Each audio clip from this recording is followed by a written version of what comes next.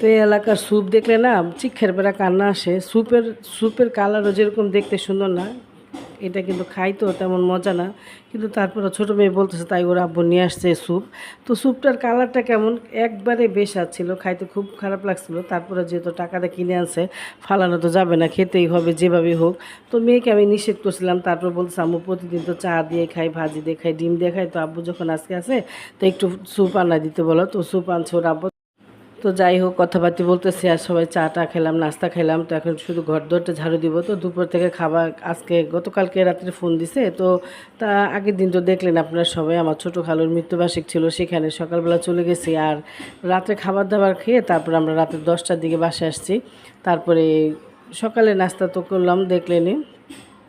তো রাত্রে ফোন দিছে আমার, এক জায়গা থেকে ফোন আসছে যাতে আমাদের খাবার আসবে, ওইখান থেকে খাবার পাঠাবে যাতে রান্নাবান্না না করি। তো আমি নিষেধ করছি যে দরকার নাই। তো গতকালকেও খেলাম বাইরে তেল জাতীয় খাবার, আবার আজকেও। তো যাই হোক, যেই কথা সেই কাজ। তো দুপুরবেলা ঠিকই খাবার আসছে। তো খাবার কোত্থেকে আসলো, কীভাবে আসলো, সেটা অবশ্যই পুরো ভিডিওটা দেখতে হবে। সেটা জানতে হলে পুরো ভিডিওটা দেখতে হবে। তো এখানে অনেক ধরনের খাবার আসছে। এখানে ছিল গরুর বট ছিল, তো এখানে 7-8 পদের ভর্তা ছিল। তো এই ভর্তাগুলো আসলে দেখে বুঝতেছিলাম না, তারপর একটু খেয়ে খেয়ে মাঝে মধ্যে ট্রাই করলাম আর কী ভর্তা ছিল। তো ভর্তাগুলো আসলে দেখে অনেক পাগল হয়ে গেছে আমার মেয়ে, যে এমনিতে ওরা ভর্তা খুব পছন্দ করে, সেটা আপনারা দেখতেই পারেন, প্রায় ভিডিওতে আমাদের ভর্তা থাকে। আমি অনেক সময় শেয়ারও করি না।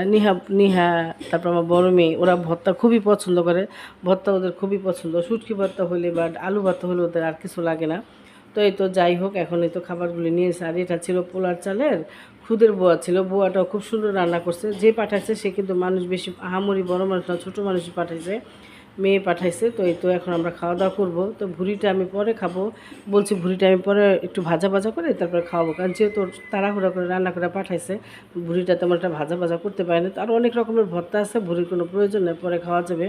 তো এই তো মনে হচ্ছে আগামীকালকে রান্না বাড়া কিছু নাই। তো রান্না বাড়া যখন নাই সংসারে কিন্তু কাজও তেমন থাকে না। তো এখানে ইয়ামিন দুষ্টামি করতেছে।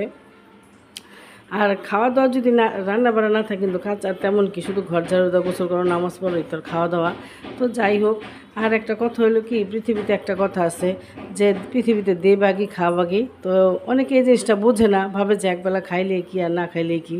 তো আসলে এটা ঠিক না, সবাই দিতে হয়, সবাই খাওয়াতে হয়, করতে হয়। তো এই যে আমাদের জন্য যে খাবারটা পাঠাচ্ছে, তার জন্য কি পাঠাতে হবে না, দিতে হবে না? বাটিটা কীভাবে দেওয়া যাবে, যাবে না।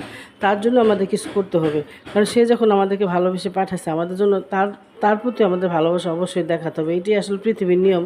কিন্তু এই জিনিসটাই অনেকে বুঝতেও চায় না, মানেও না।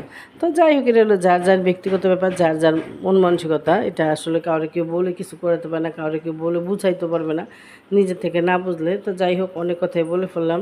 তো প্লিজ ভিডিওটা যদি ভালো লাগে একটা লাইক কমেন্ট করবা। তো তোমাদের একটা লাইক একটা কমেন্টে কিন্তু ভিডিও করার আগ্রহ জাগায়। তো ভালো লাগে আসলে যে না, আমার ভিডিও কেউ দেখে, ভালো লাগে। তার ভিডিও রিচ তো আসলে অনেক কমে গেছে, কিছু বলার নাই। তো যাই হোক, তো পরশুদিন ছিল মামার মৃত্যুবার্ষিক ছিল, অনেক মিস করলাম মামারে। তো সবাই অনেক কথাবার্তা বললাম, সেই আলোচনায় চলতেছে এখনও। তো এই তো আজকের ভিডিওটা সারাদিন খাওয়া দাওয়া দিয়ে দেখালাম, কারণ যেহেতু বাইরে থেকে খাবার আসছে, কোনো রান্না বাড়াই ছিল না। আর তোমাদের ভাইয়া বাসা থাকলে সে একটু ভাজা পোড়া খাইতে পছন্দ করে, আর গ্যাসও ছিল। তো 2 দিয়ে 4 হয়ে গেছে। তো এখন একটু পাকোড়া বানাবো। তো এখানে আমি 2-3টা আলু চিকন করে কাইটে নিছি, আর মুরগির বুকের মাংস নিছি, আর একটু ভেষণ নিছি। তো এখন এগুলো দিয়ে একটু পেঁয়াজের মতো বানাবো। আর আসলে কি, বাইরের জিনিসের এত দাম যে কিনে খায় না, আসলে পোষায় না। টাকার পরিমাণ ঠিকই আছে, কিন্তু খাবারের পরিমাণ কিন্তু অনেকটাই কম। তো যাই হোক, তো এখন আমি এইভাবে লাল লাল করে ভাজা নিব। এভাবে ভাজলে তোমাদের ভাইও খুব পছন্দ করে। আর বিশেষ করে ওনার ভাজা পোড়াটা একটু বেশি পছন্দ করে, যেহেতু উনি ভাতটা তেমন একটা খায় না। ভাজা পোড়া দিলে সে খুব পছন্দ করে, কিন্তু ভাজা পোড়া কিন্তু ওনার খাইলে ক্ষতি হয়, তারপরেও পছন্দ করে। আসলে না, এক একটা মানুষের এক একটা থাকে, প্রত্যেকটা মানুষ এক একটা মানুষ কিন্তু এক এক ধরনের রুচি থাকে। কেউ ভাজা পোড়া পছন্দ করে না, কেউ ভাজা পোড়া পছন্দ করে। তো যাই হোক, অনেক কথা বলে ফেললাম। তো এই তো আজকের ভিডিওটা অনেক সহজই হইলো, কারণ রান্না বাড়া ছিল না। আগামীকালকেও রান্না বাড়া থাকবে না, কারণ যে খাবার পাঠাইছে আমাদের আগামীকালকে দুপুরও হয়ে যাবে। তো রাতে যদি কিছু রান্না করি সেটা অবশ্যই তোমাদের সাথে শেয়ার করব। তো এই তো আজকে 2-3 দিন যাবৎ খুবই আরামে কাটালাম। আর আমার আম্মা দাওয়াত দিলে না আমার কাছে ইয়া, তো আরেকটাও দাওয়াত পেতে পারিস, সম্ভাবনা আছে দাওয়াতের। তো যদি থাকে সেটা অবশ্যই তোমাদের সাথে শেয়ার করব। তো যাই হোক, দাওয়াত শুধু খেলেই হয় না, দাওয়াত খাওয়াতেও হয়। তো যাই হোক, সেটার এখন বললাম না, যদি পাই তখন বলবো তোমাদের সাথে।